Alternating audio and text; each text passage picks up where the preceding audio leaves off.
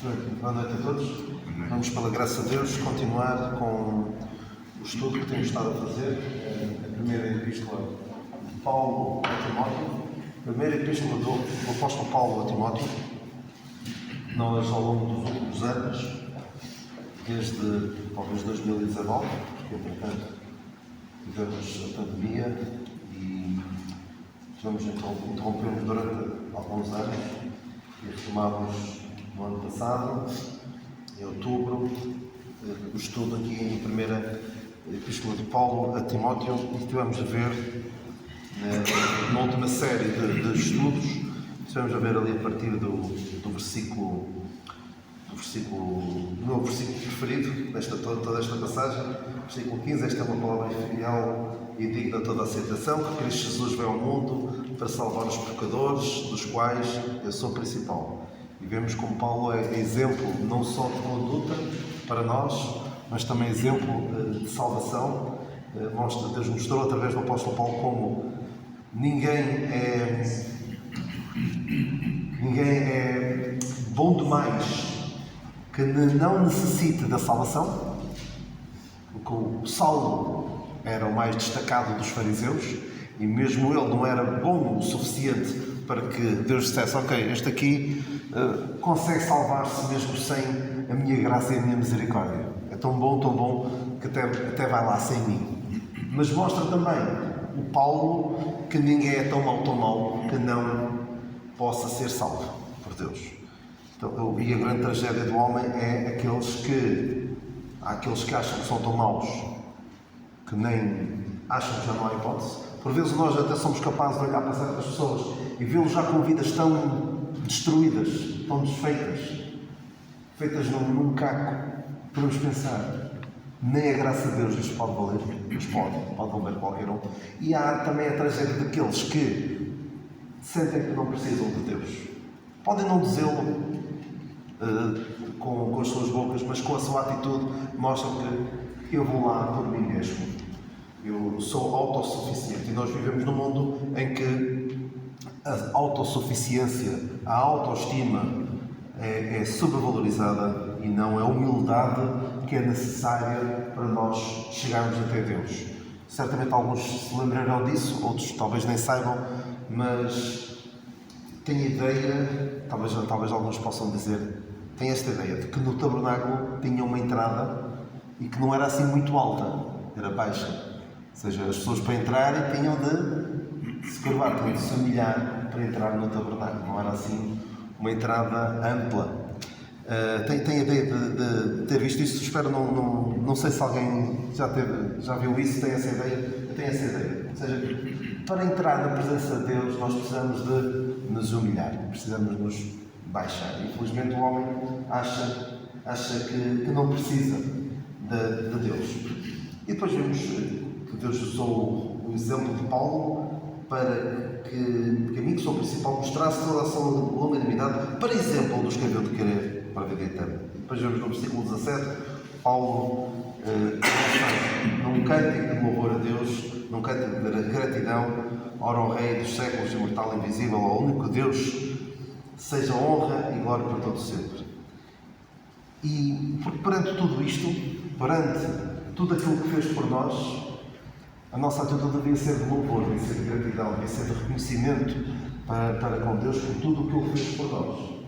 E nós vemos, por exemplo, no exemplo de Mefibosete, como ele ficou para sempre grato a Davi por aquilo que ele fez por ele. Mefibosete foi sempre leal a Davi. Eu, da última vez que falei aqui ao domingo, não tive a oportunidade de explorar muito essa passagem, mas houve uma situação do Mefibosete para mostrar como ele estava para sempre grato. Mefibosete era aquela pessoa, para ele Davi é como quem vê a face de Deus, não é? Eu penso que o Mefibosete fala assim para Davi. Porquê? Porquê é que eu digo isto? Porque houve uma situação quando Davi teve de fugir de Absalão, que Absalão queria roubar o reino. Mefibosete ficou para trás e não tomou banho, não se barbeou, não cuidou de si enquanto David não voltou. Era tal a devoção, a devoção, o apreço, a gratidão de Mefibosete para com David, que ele pensou assim: enquanto David não vier em segurança, enquanto ele estiver em perigo, eu não posso cuidar de mim mesmo. Eu não vou fazer nada por mim mesmo enquanto ele não voltar em segurança. Ou seja, era tal a gratidão, tal o reconhecimento, que teve esta postura. E qual é a nossa postura? A postura de Paulo era louvar a Deus, era agradecer a Deus, era dizer: eu quero viver não mais para mim, mas para aquele que por mim se entregou para me salvar. E quantas vezes a minha atitude é: ok, Deus salvou, agora está resolvido, agora não preciso me preocupar mais, se fizer mais ou se fizer menos, não faz grande diferença porque estou salvo e estou. Isso é uma visão péssima, terrível da vida cristã. A atitude de Paulo era, quando Paulo se lembrava do que era e do que é agora, pela graça de Deus, é louvar a Deus, é agradecer a Deus por tudo quanto ele fez. E depois ele faz aqui um mandamento, uma ordem, quase como uma ordem de um superior militar, que esta palavra, este mandamento de dou, em que exorta a que Timóteo milite uma boa milícia. Combata, no fundo, combata um bom combate. Que Timóteo pudesse dizer no final da sua vida, como Paulo disse: combatei com um bom combate, acabei a carreira, guardei a fé. Porque alguns não o fizeram. Nós vemos aqui 2 homens, o Himeneu e o Alexandre, que não fizeram, não lutaram o bom combate, porque ficaram para trás, fizeram naufrágio da fé. Isto é muito grave, porque, como vimos na altura, este Himeneu e Alexandre, Himeneu e Alexandre, sim, que noutra passagem fala do Himeneu e do Fileto, em que eles, por causa da sua pregação, daquilo que andavam, dos seus desvios doutrinários, andavam a levar outras pessoas a duvidar. Isto é muito grave. E por isso é que Paulo os entregou a Satanás para que aprendam a não blasfemar. Porque, de facto, é grave. A coisa mais grave que alguém pode fazer é, pegando na palavra de Deus, levar outros a afastar-se de Deus. E eu tenho, não direi,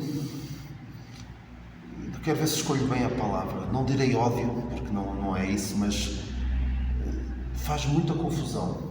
Pessoas que conhecem a palavra de Deus, têm uma Bíblia como a nossa nas suas mãos e pregam o Evangelho adulterado. Outro Evangelho, não é? Como Paulo diz aos Gálatas, outro Evangelho, o qual não é o outro. que é uma expressão assim um bocado estranha, não é?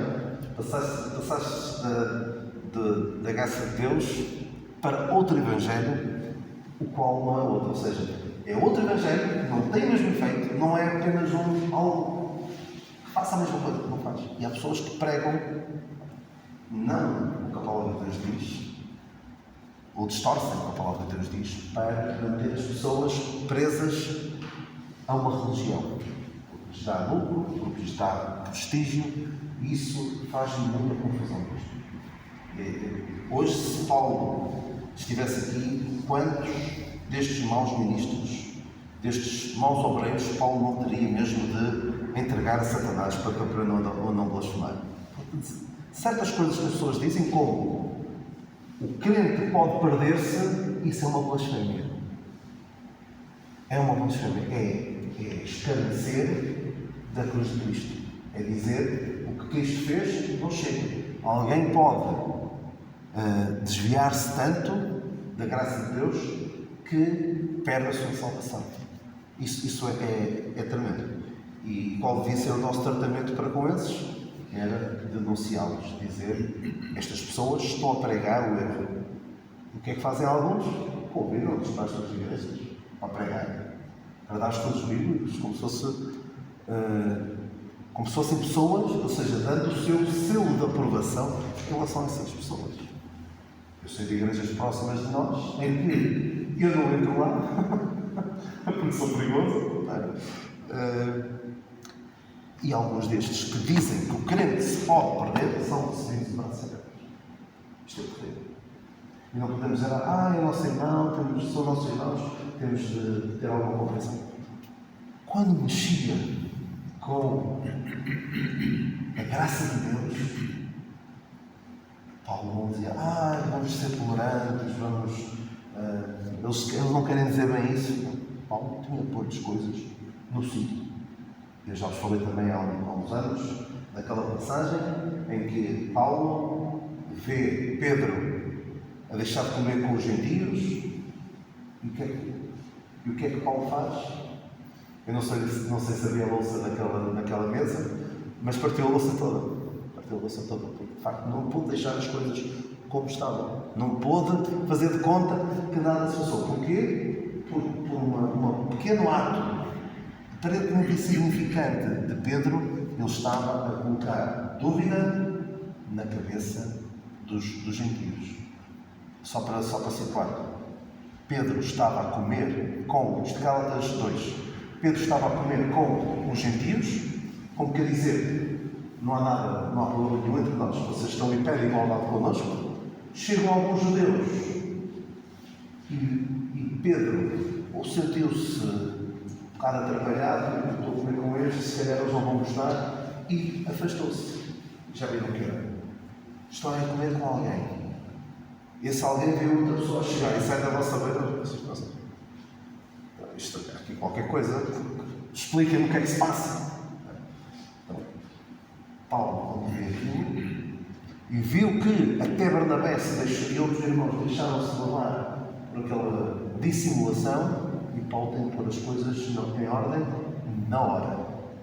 Não espera depois quando chegar a casa eu vou escrever uma carta, ou quando apanhar Pedro o jeito explico-lhe. Não.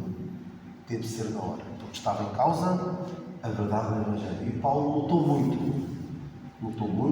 Para quê? A dada altura, o que é que ele diz também em Gálatas 2? Para que a verdade do Evangelho permanecesse entre vós. E temos de lutar. É por isto que temos de lutar. Não é lutar porque alguém disse mal de mim, ou porque alguém não me considera tanto quanto eu acho que devia ser considerado. Não é essa a nossa luta. Isso é lutar contra a carne do sangue. Andamos aqui com guerrinhas, coisas insignificantes. Eu não sei onde é que isso foi, ouvi já há muito tempo numa pregação, uma igreja dividiu-se porque não se entendiam, ouçam bem, não se entendiam por causa do binário que iam usar. Uns achavam que era o Hinos e Cânticos, sei lá, e outros achavam que era o Cântico Novo. Imaginem, uma coisa mais moderna, outra coisa mais da velha guarda. Não sei se será assim de casa. Não se entendeu por causa disso. Isto é militar a boa milícia. Isto é andar em guerrinhas. Só porque uns querem isto e os que não querem isto como eu quero não estão comigo. Isso é terrível. Não foi para isto que Deus nos chamou. Deus chamou-nos para guardar a fé. Ele diz aqui no versículo 19: conservando a fé e a boa consciência da gente da qual alguns fizeram naufrágio. É isto que nós devemos esforçar. Vamos colocar todo o nosso esforço, a nossa dedicação em que a verdade do Evangelho permanece entre nós. E esta era certamente o desejo, o grande peso no coração de Paulo, era passar à geração seguinte esta mensagem. E deve ser também o nosso. Certificarmos de que a geração que nos segue percebe bem a verdade da palavra de Deus. Mas não é só perceber bem. Vocês já ouviram isto? Já sabem certamente essa passagem. 2 Timóteo 2, acho que é 2 Timóteo 2:2.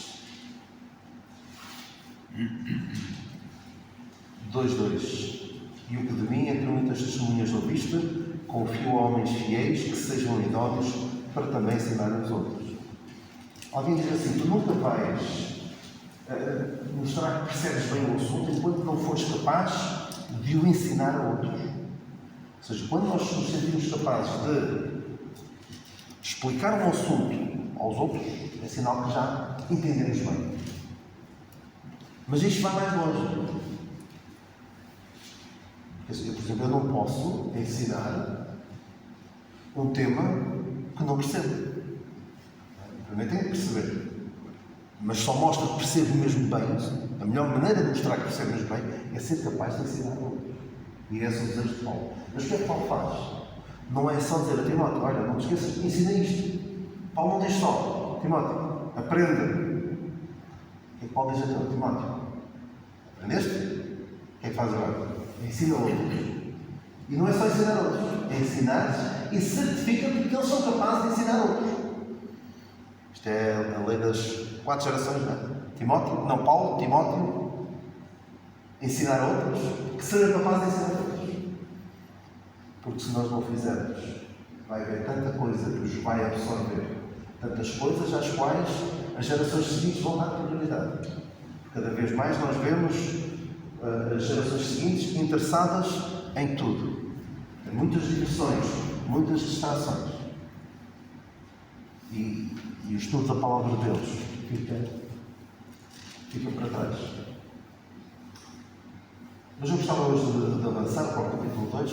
E, como sempre, eu falo do versículo, mas depois na sessão seguinte volto a falar novamente. Mas não sei se querem dizer alguma coisa, algum pensamento sobre o capítulo 1. Se alguém quiser fazer, esteja à vontade. Mas iria querer seguir. Mas à vontade. Não vou ficar aqui muito tempo à espera, mas esteja à vontade. Se precisar de interromper também, façam o favor. Então, se me permitem, então, se não houver ninguém que queira dizer algo, vamos passar para o capítulo 2, em que Paulo começa e diz: admoeste antes de tudo. Admoeste, pois, antes de tudo, que se façam deprecações, orações, intercessões e ações de graças por todos os homens, pelos reis e por todos os que estão em eminência, para que tenhamos uma vida quieta e sossegada em toda a piedade e honestidade. Isto é bom e agradável diante de Deus nosso Salvador, que quer que todos os homens se salvem e venham ao conhecimento da verdade, porque é um só Deus e um só mediador entre Deus e os homens, Jesus Cristo o homem, o qual se deu a si mesmo em preço de redenção por todos, para servir de testemunho a seu tempo. Para o que, digo a verdade em Cristo, não minto, fui constituído pregador e apóstolo e doutor dos gentios, na fé e na verdade. Quero, pois, que os homens orem em todo lugar, levantando mãos santas, sem ira nem contenda.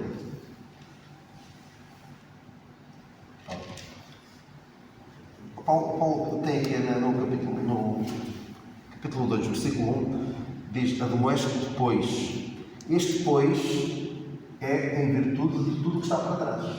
Por causa disto que estou a falar agora, desta boa milícia que nós temos de militar, destes perigos em que alguns incorreram de ficar para trás, de fazer a naufrágio da fé, eu digo: precisamos fazer o quê? De orar. Nós já vamos à parte da oração. Gostaria de dizer, primeiramente, eu quero falar, antes de falar da oração, que é o tema deste capítulo 1, da parte final deste capítulo 1, quero falar um pouquinho antes de duas expressões aqui muito importantes. Este depois refere a tudo o que está antes. Não é que faz um ponto final, tem início de novo capítulo, parece que não tem nada a ver com o que está antes. Mas na Palavra de Deus é sempre muito importante sabermos enquadrar cada passagem onde ela está. Eu gosto muito daquela frase do Miles Coverdale, que diz: será muito útil, de muita utilidade no estudo das Escrituras, saber não só o que está escrito, mas a quem foi escrito, quando foi escrito, com que propósito, em que tempo. E depois tem muitas outras expressões que ele diz: o que vem antes e o que vem depois. Muito importante nós porque senão vamos olhar para uma passagem isolada e começa assim, e nem sequer ler o que está antes e o que está depois. E atenção, que esta frase que eu acabei de dizer não é de um dispensacionalista moderno, é de um dos tradutores da Bíblia, King James, há 400 anos. Portanto, não estou a falar de alguém que recente, ou seja, já na altura, esta pessoa que traduziu um dos tradutores da Bíblia dizia isto. E é importante, por exemplo, vocês conhecem qual é o meio versículo preferido de quem não conhece nada da Bíblia? Meio versículo. Não, é que não há um versículo preferido, é o meio versículo. Eu não julgueis, não é? Toda a gente no mundo fora já ouviu falar da Bíblia, gosta muito disso. Não julgueis. Não julgues. Não julgues. Está na Bíblia, mas aquilo é só meio versículo. É que esquecem que está antes, que está depois. Esquecem outra passagem que o Senhor Jesus Cristo diz: julgai, segundo a reta da justiça. Portanto, é preciso perceber o que é que a Bíblia diz. E só lendo, só escutando. Então, ele diz: admoeste. Aqui a palavra admoeste é o mesmo que rogar. Como no versículo 3, como te roguei quando parti para a Macedónia. No versículo 3 do capítulo 1. Como aquela passagem que eu gosto muito, que rogo-vos, pois, irmãos, pela Romanos 12. E atenção, também é importante, vamos ler este versículo que é muito interessante. Romanos 12, 1 e 2. Rogo-vos, pois, irmãos, está aqui outra vez o pois. Ou seja, o que está antes é importante. Rogo-vos, pois, irmãos, pela compaixão de Deus, que apresenteis os vossos corpos em sacrifício vivo, santo e agradável a Deus, que é o vosso culto racional. E não vos conformeis com este mundo, mas transformai-vos pela renovação do vosso entendimento, para que experimenteis qual seja a boa, agradável e perfeita vontade de Deus. Ou seja, esta expressão, este rogo-vos, é a mesma que tem ali, e tem o pois. Ou seja, em virtude do que está antes, em que ele, novamente, nós já falámos outra vez, falámos deste hino de adoração, porque é parecido com aquele que nós vemos no capítulo 17 de 1 Timóteo, capítulo 1, da nossa passagem, em que ele irrompe em louvor, começa a louvar a Deus quando vê tudo o que Deus tem feito, tudo os planos. Não é que ele compreendesse os planos de Deus na sua totalidade, mas à medida que ia percebendo, ele começa a louvar a Deus. E perante tudo isto, não é exigir. Não é dizer, tu tens de fazer isto. Não tem o mesmo peso que este mandamento que dou, que milícia ou não milícia. Não é com a mesma força. Mas é perante tudo isto. Perante este plano maravilhoso de Deus. Rogo-vos, pela compaixão de Deus. Deus não vos exige isto, mas é de mais elementar justiça e de gratidão da vossa parte vocês fazerem isto, apresentarem os vossos corpos em sacrifício vivo, santo e agradável a Deus.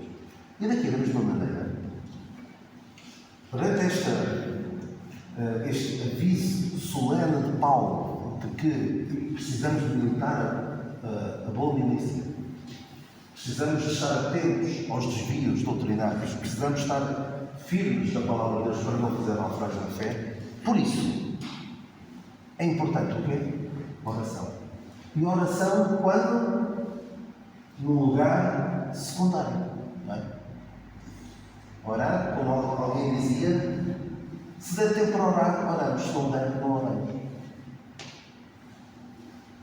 E contra mim falo, vocês sabem, muitas vezes eu chego ao estudo bíblico e já não estão a orar, às vezes já houve situações em que cheguei e que já estava na parte do estudo. Este culto chama-se culto de oração e estudo bíblico. Já houve tempo em que havia o quê aqui na Igreja de Fontanhas? Eu não estou a censurar ninguém, atenção, não estou a censurar, mas eu só estou a constatar uma realidade. O que é que havia até 20 anos, talvez? Havia o estudo bíblico, não era a quinta, era a segunda. Era a segunda e o redondo da oração era a quinta. Eu, nos meus tempos em que frequentava aqui mais vezes a igreja, à quinta normalmente não conseguia estar, era mais ao fim de semana que estava convosco e às vezes, uma vez ou outra, à segunda-feira. Mas havia uma reunião específica um dia específico para a oração, que, não sei, mas provavelmente era a menos frequentada. Regra geral, assim é. Tanto que o que aconteceu com a igreja em Fontanhas aconteceu com muitas, quase todas. O que é que fazem? Fazemos só uma reunião. Oramos um bocadinho no início e depois, estou a pedir 20, 40, mais um terço para a oração e um cântico, que às vezes até há poucos, por vezes até há poucos irmãos, que não é o caso aqui, mas poucos varões para orar, e às vezes torna-se difícil ter pessoas que se revezem na oração. Mas é triste que, enquanto a Bíblia diz, como é que diz na passagem? Antes de tudo, a palavra é primeiro. Lembra-se de ter falado daquela palavra? Paulo diz que era o principal dos pecadores, em que eu dizia que era o primeiro. A palavra é da mesma família. É a mesma palavra, basicamente o significado é o mesmo. Em primeiro lugar. E o que é que acontece nas jornadas das igrejas? Quando há reunião de oração, é a segunda que fica em segundo plano. Se convidarmos alguém, como houve muita gente que convidou, eu não fui, mas houve muita gente que foi na sexta-feira passada àquele concerto, de pregação da palavra pelo nosso irmão Billy Graham, que é neto de Billy Graham. Terá sido um evento fantástico e espero que haja proveito espiritual dali. E digo isto não no sentido sarcástico, creio mesmo que, pela graça de Deus, um irmão meu que já não vai aos cultos há que tempos, houve uma familiar nossa que conseguiu convencê-lo a ir e ele gostou. Mas para ir para aqui muita gente vai. Agora, olha, vamos fazer aqui uma reunião de oração e as montanhas estão todas as igrejas, são convidadas. Toda a gente arranja desculpa para não vir. Mas agora, se convidarmos o irmão destacado para cantar ou para anunciar, pregar, se calhar pessoas tiram-se dos seus cuidados para vir aqui. É para orar. Coisa que não puxa ninguém. Infelizmente estou a falar, mas é triste. Mas essa é a realidade. Nós vemos, e eu contra mim falo, não estou aqui. Eu sou a pessoa que menos pode falar com o dedo dos outros. Só estou a constatar uma triste realidade. Em que a oração é posta em segundo plano e muitas vezes o que é que acontece? O que é que tem acontecido à reunião de oração? O que é que tem acontecido à reunião de oração? Acaba, exatamente. Então é isso que até vos vou... Alguns conhecerão, mas alguns não conhecerão. Talvez aqui a Beatriz nunca tenha ouvido esta história, ou talvez até alguns irmãos mais velhos. E se tiverem ouvido, é sempre bom recordar. Eu conheci este texto, alguns já estarão a ver qual é o texto. Conhecia o texto, mas não acho que nunca o tinha lido assim em público.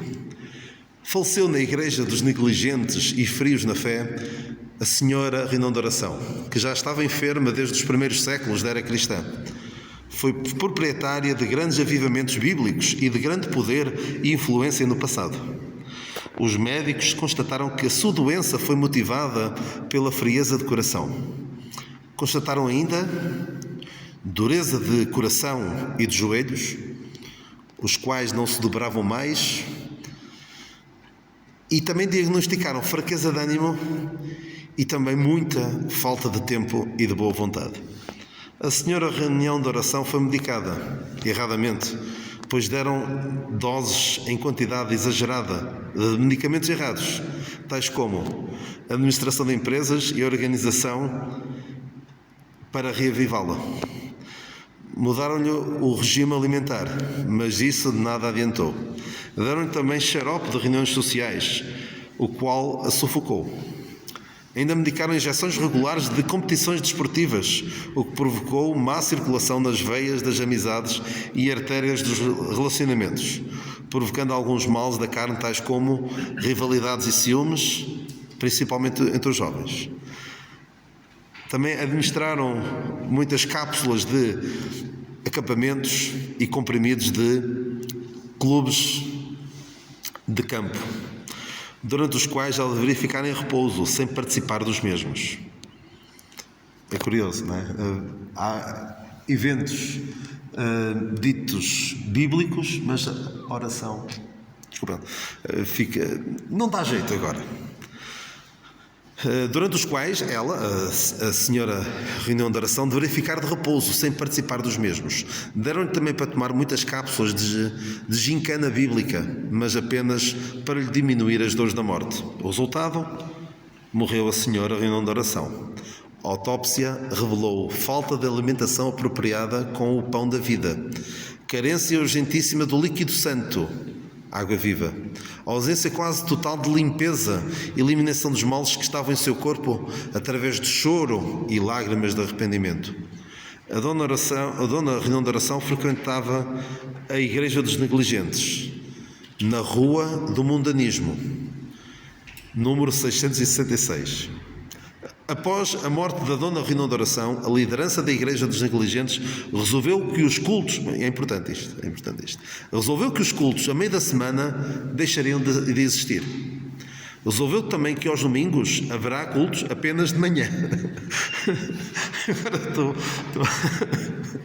estou a rir, percebes? Estou a achar curioso porque é tendência. Desculpem lá, é tendência.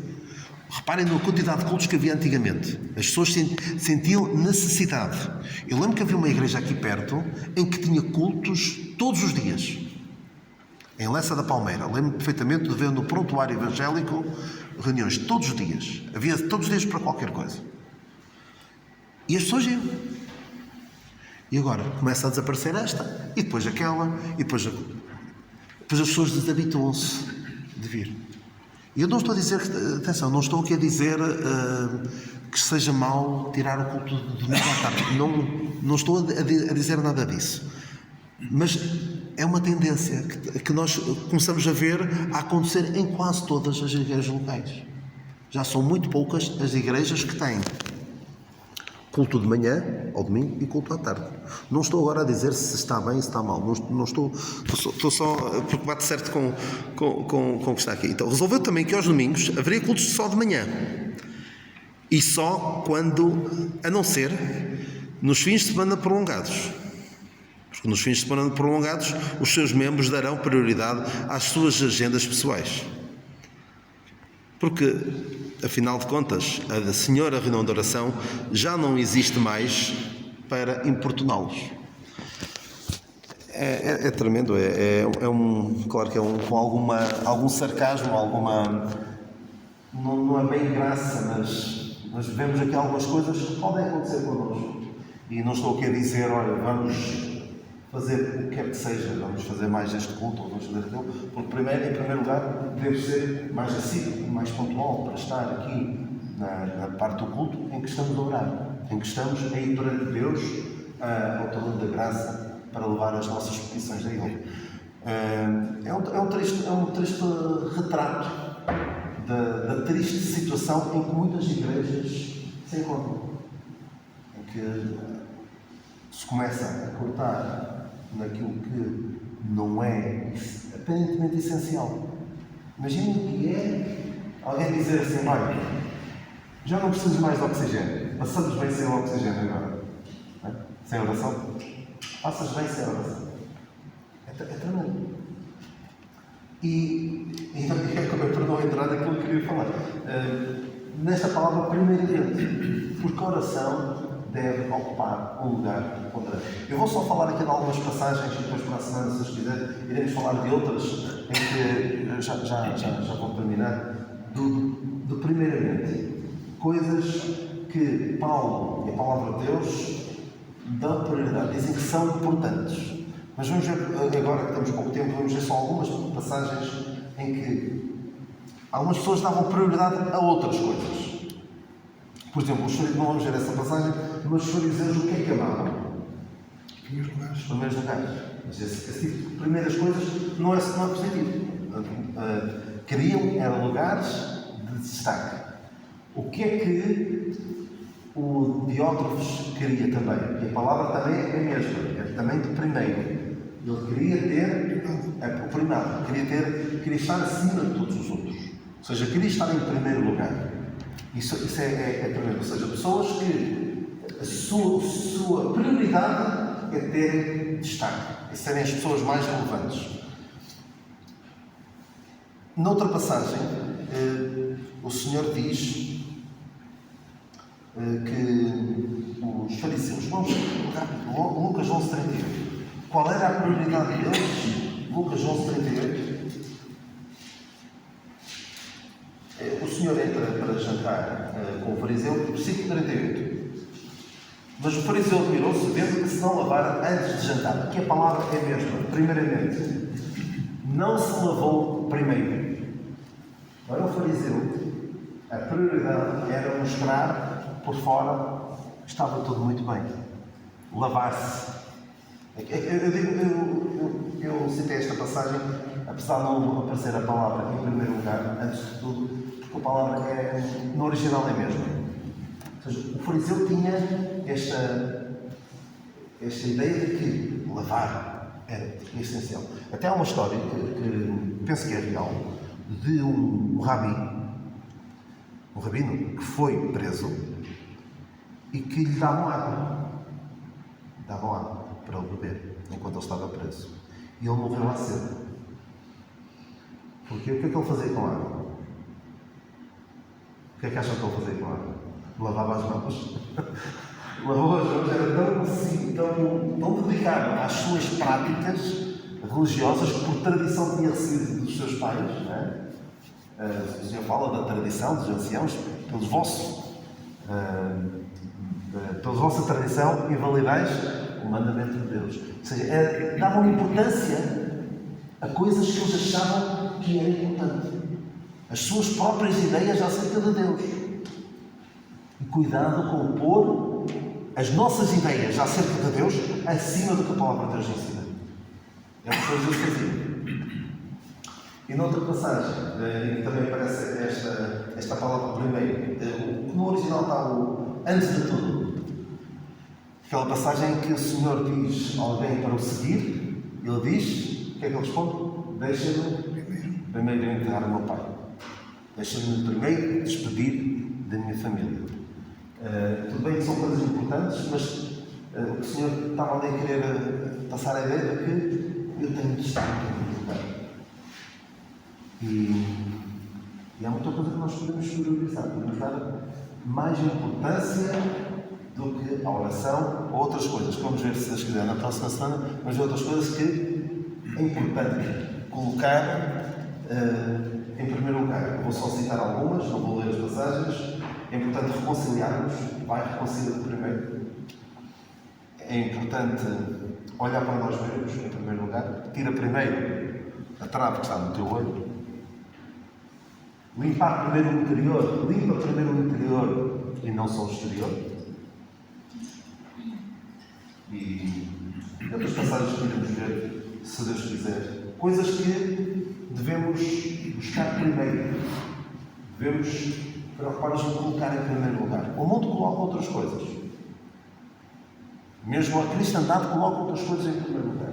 Mas em primeiro lugar, Paulo diz, em primeiro lugar, antes de tudo, se façam interpretações, orações, intercessões e ações de graças. E essas 4 palavras, parece que é toda oração, não é? Mas são vários níveis em que nós podemos ir avançando na nossa maturidade cristã. Começamos por aquela coisa que é só pedir, não é? Enquanto as crianças, quando são pequeninas, olham para os pais. Eu às vezes digo assim ao Lucas, eu não sou um Uber e uma caixa multibanco. Porque até um certo ponto, a ideia dos filhos é: o meu pai é alguém que me dá coisas. E se nós ainda vemos Deus desta maneira, como alguém que me dá coisas, e eu preciso e peço, e Ele dá-me, é uma relação muito superficial. É uma relação de criança com Deus.